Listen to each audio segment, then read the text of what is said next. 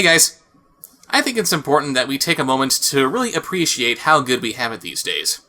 If we want to research something, we have a wide variety of resources to cull information from. But back in 1991, if, say, you wanted to research the life of one of your favorite celebrities, that was a bit more difficult to do. And that's where Personality Comics comes in. Personality Comics, which is represented by the stretched-out head of Charles de Gaulle for some reason, specialized in telling the unauthorized stories of celebrities like Sean Connery, Magic Johnson, and Leonard Nimoy. Today, we're looking at issue number 9, featuring Kim Basinger and Michael Keaton.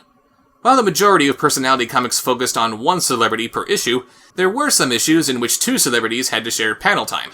Obviously, this particular comic was meant to cash in on the popularity of the still relatively new Batman movie, but with Batman Returns on the horizon, wouldn't it make more sense to make a comic about Michael Keaton and Michelle Pfeiffer? Let's start things off with reading the story of Kim Basinger, who was born in Athens, Georgia in 1953. Her father was a jazz musician, and her mother was a model. She always had a burning desire to be a star. Yes, you can tell how she always wanted to be a star, as she just kinda looks away from the reader, not interested in anything around her. She doesn't even bat an eye at how Georgia looks like it's gonna fall right off the map. Although she never thought of herself as pretty, the sumptuous blonde grew up to epitomize the Georgia peach. I know that's just a phrase to describe an attractive woman from Georgia, but that still sounds wrong to me. She eventually left Georgia to pursue a modeling career in New York. Modeling, however, didn't hold much for Kim. She was more than just a pretty face. Her personality was too strong to sit idle. She was intelligent, opinionated, and passionate about life. And this is beautifully illustrated by a couple of images that show nothing about her being strong, intelligent, opinionated, or passionate about anything. We see her going to New York, while looking very disappointed about it. We see her doing one photo shoot, and as she leaves to try her hand at acting in Los Angeles, she looks completely defeated. Is this supposed to convey how passionate she is about life? Television was not kind to Kim. Her roles were few and far between, and unfortunately led to her being typecast in sex kitten roles. Oh, you poor thing. I am so sorry you kept getting work in an industry where too many people would kill just to make it through their first audition.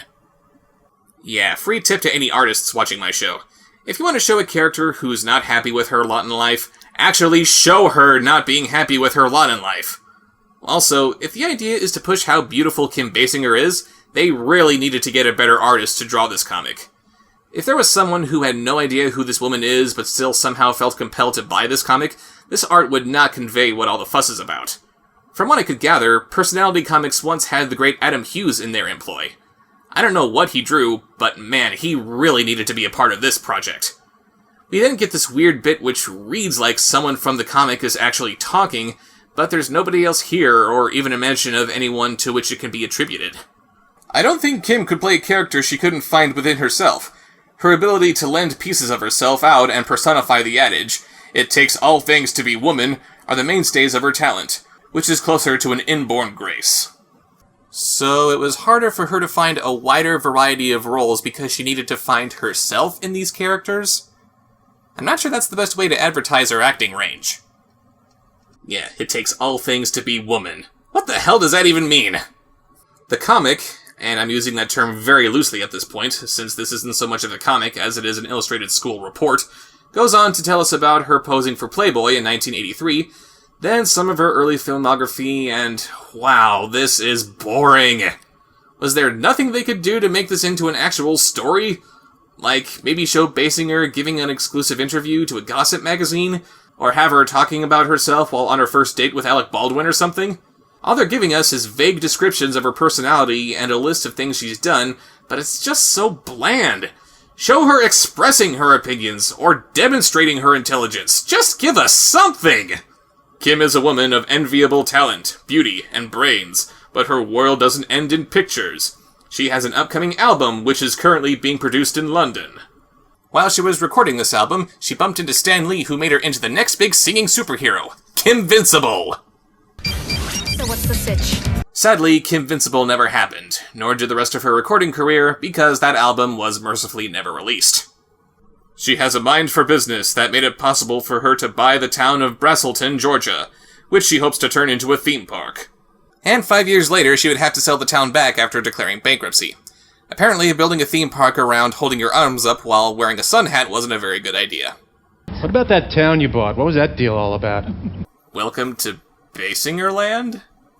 This story comes to an end with a short list of her writing credits, including children's books and short stories, and emphasizes that Kim Basinger truly is an all-round woman. And what's the best way to show how well-rounded and accomplished she is? By having her stand in a featureless room wearing an oversized t-shirt, doing absolutely nothing with an expression that's impossible to read. Truly an inspirational figure for our times. And now that that's over with, it's time to flip the book over and read Personality Comics presents Michael Keaton. Our story, and yes, this actually is a story of sorts, opens on Michael Keaton playing basketball in a park somewhere. There's also a kid whose name we'll never learn who can't decide what he should be doing with his hands. Keaton tosses the ball at the kid, to which he asks, "Are you Batman?" Of course he is. Only Batman has the physical prowess to throw a basketball. Actually, he points out that his name is Michael Douglas. The kid asks him why he'd say that when he's obviously the guy who played Batman, and he simply answers, "Because I am. But there already was a Michael Douglas, so I changed it to Michael Keaton." Does anybody else find it odd how so many actors connected with Batman aren't using their real names? Billy West Anderson, Burton Jervis, Julia Newmar, and now Michael Douglas? No, the other Michael Douglas. Thank you. "If I were you, I'd be Batman all the time." Why? Wouldn't you rather be the ghost with the most? And then he somehow turns himself into Beetlejuice. The kid asks him to do someone else instead of screaming in terror, and then he just instantly turns into Batman. You think that Fred Savage is a shapeshifter? He's got nothing on Michael Keaton. They shoot some hoops for a bit with Keaton back in his Beetlejuice getup, since, come on, the guy has godlike powers, but that batsuit has to be constricting even for him. "You know, I thought you were gonna be as stupid as Batman, but you were the best!" As stupid as Batman? Batman may have a lot of personal problems, but I don't think being stupid was ever one of them. Keaton then explains that he didn't think he would make a very good Batman either. I said to myself, this is a guy in pain. How would I deal with a life like that? My answer was, take it to the extreme. And by take it to the extreme, he means shooting down criminals with what I thought might have been rubber bullets, but now I'm not so sure.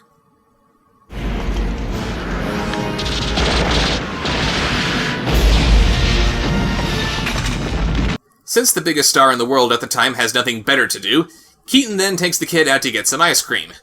He tosses the wrapper to the ground, which makes Keaton spend the next page and a half lecturing him about doing your part for the environment. When I asked for there to be a story of these comics, this isn't what I had in mind. We want to see Michael Keaton, not some guy giving a PSA on proper waste disposal. The story ends with the kid going back home and telling his creepy-looking mom that he played basketball with Beetlejuice and had ice cream with Batman, and all that his mom can do in response is give him his dinner without saying a word. My poor insane son. 1 week later, the kid gets an envelope full of pictures of Michael Keaton in costume and a few publicity shots. Yeah, some guy you met in a park told you he was Batman, gave you ice cream, and is now mailing you photos. This comic very quickly descended into 50 Shades of Wrong. And thus concludes Personality Comics number 9, which, ironically, has no personality to speak of. This was just all kinds of weird.